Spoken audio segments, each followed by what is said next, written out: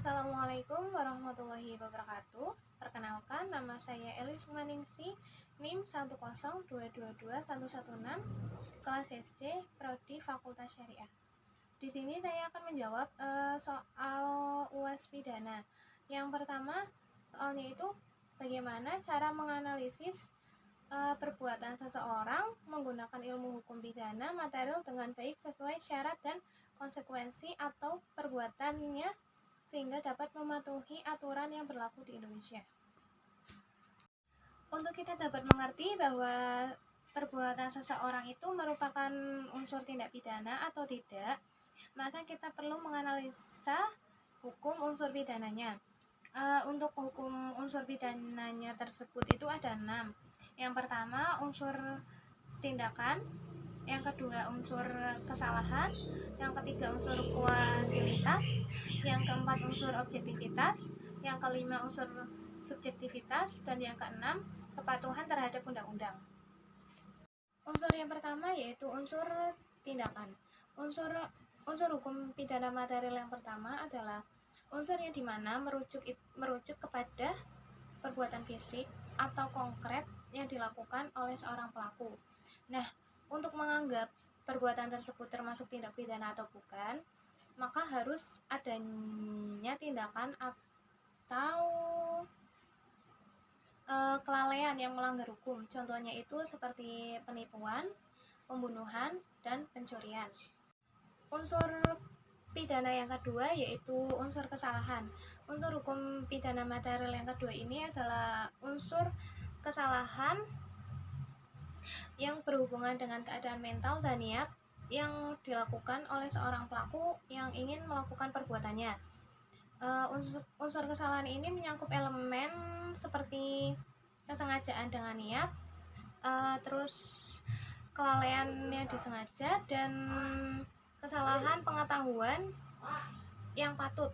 Prinsip kesalahan ini menurut bahwa pelaku memiliki kesadaran dan kemauan bebas untuk melakukan perbuatan pidana. Kemudian unsur yang ketiga adalah unsur kausalitas. Hukum pidana material yang ketiga ini adalah unsur kausalitas yang menuntut adanya sebab akibat antara kedua belah pihak yang dapat mengakibatkan dampak yang ditimbulkan.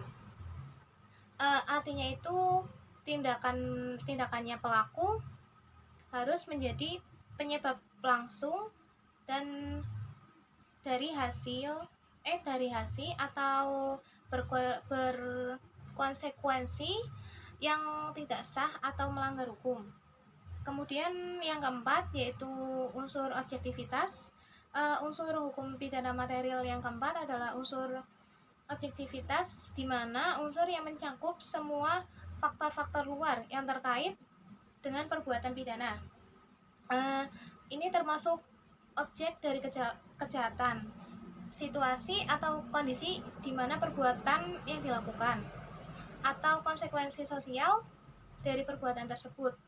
Unsur objektivitas ini membantu untuk memahami konteks dari lingkungan di mana perbuatan pidana tersebut terjadi. Yang kelima yaitu subjektivitas.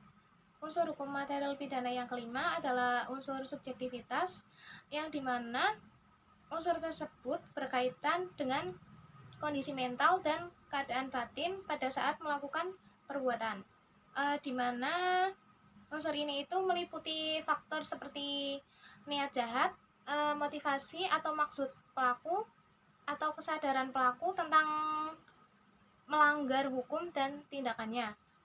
Untuk unsur yang terakhir yaitu unsur keenam, ketidakpatuhan terhadap undang-undang.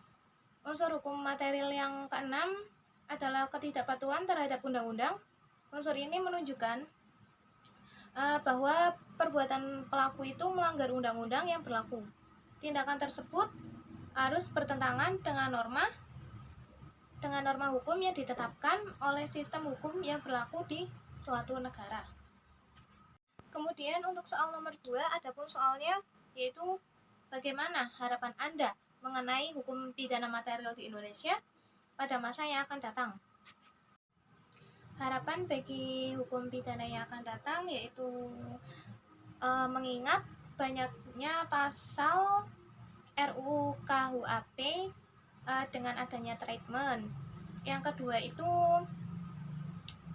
khusus agar pembahasan RUU KUHP itu dapat diselesaikan, karena apabila menggunakan cara-cara pembahasan RUU yang ada dikhawatirkan itu tidak akan selesai. Lalu konsep RUU KUHP yang akan datang itu sebaiknya menganut asas yang tertutup, sehingga tidak ada lagi undang-undang pidana di luar KUHP. Sedangkan terhadap perkembangan kriminal di luar jangkauan KUHP dibuka melalui amandemen dari Undang-Undang KUHP. Sekian, terima kasih. Wassalamualaikum warahmatullahi wabarakatuh.